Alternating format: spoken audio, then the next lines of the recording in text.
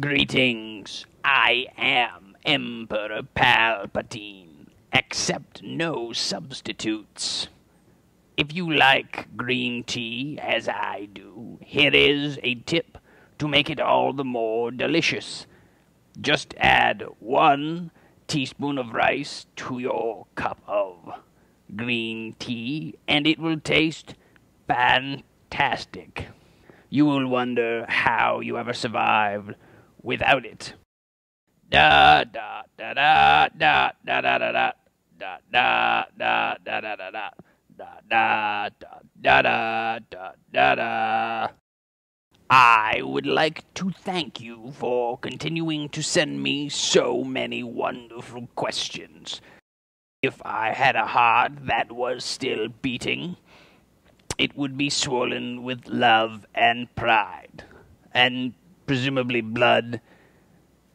It's been a while since my heart has beaten, but I'm pretty sure that's how it worked. Yes, that's right? Okay, good. Because there are so many wonderful questions, I'm going to answer 5 of them this week, so that I don't get too far behind, and so that none of you think I have not received your questions, or that I find them lacking in any way. It is not the truth.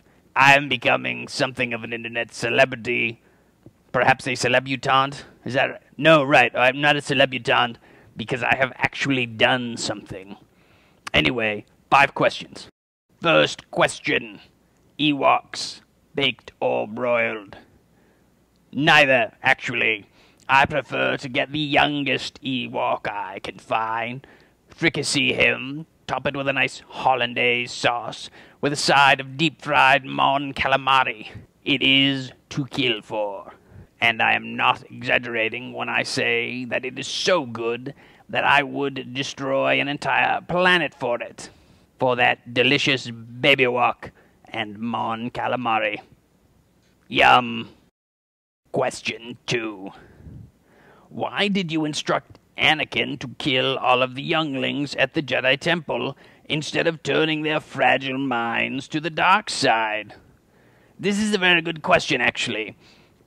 There was somewhat of a miscommunication on my part. I will cop to it.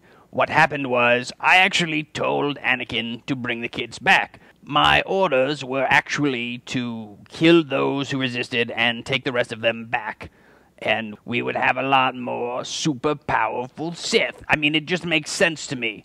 Anyway, he got it into his head that he had to kill them for some reason. I tried to stop him, but there was murder in his eyes. There was nothing I could do. I tried to save the young children, but he was all like, I must kill them. Only he said it kind of acting a little more emo, actually. I mean, once that guy gets something into his head, be it dating some chick, or avenging his mother's death, or killing small children, you just can't change his mind. He's like some kind of non-reprogrammable robot.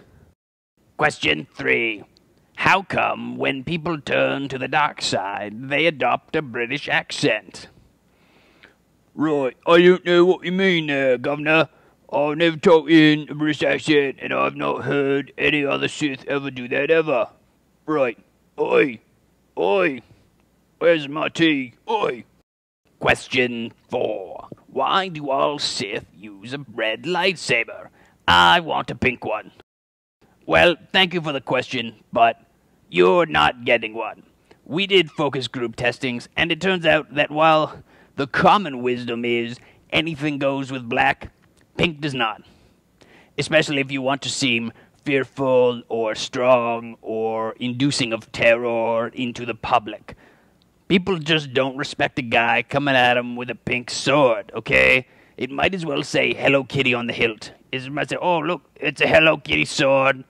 Oh, don't worry, he's not a threat at all. He's just a Sith. It's Hello Sithy or something. I don't want to get all Sith fashion police on anybody. But there are fashion standards we have to adhere to. It's a uniform. You think I'm wearing this cloak simply because it's comfortable, although it is, and because it makes me mysterious, although it does? No, it's the uniform, okay? We have to wear the uniform. Some days I would like to wear a nice tweed blazer with a bow tie, but I can't. Why? Because I am the Dark Lord of the Sith. I carry a red lightsaber, wear a black cloak. Would you respect someone coming at you with a tweed blazer, bow tie, and pink lightsaber? Exactly. Question 5. How frequently are Jedi's closet homosexuals? Well, first, thank you for the question, even though it is somewhat of a silly one, because the answer to your question is within the question itself. If they're closet homosexuals, how am I to know how many there are? I could tell you how many outed homosexuals there are in the Jedi Order, 72. But beyond that, who knows? Now, you might say, Emperor Palpatine, why don't you look into their minds and tell me exactly how many of them are homosexuals? And I will say to you, person about to die, I don't care. Do you know why?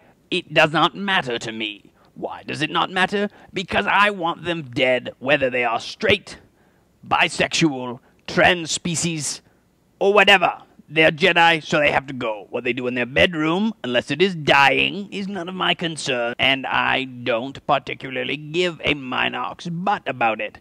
The main thing is that they die. Also, it is somewhat of a pointless question, because none of them have any relationships. Their whole thing is this monastic devotion to the Order. They don't even date. You might as well be asking how many Jedi are closet heterosexuals. It just doesn't come up in their conversations. Now, I told you that I was going to answer 5 questions. And I did. But I'm going to answer one more because I just received it and it really frustrated me. The question is, what is that big black thing on your face? It's my nose, Jack. Da da da da da da da da da da da da da da da da da da da da.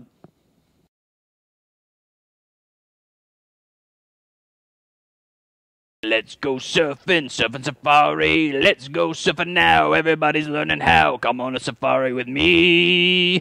Come on a safari with me.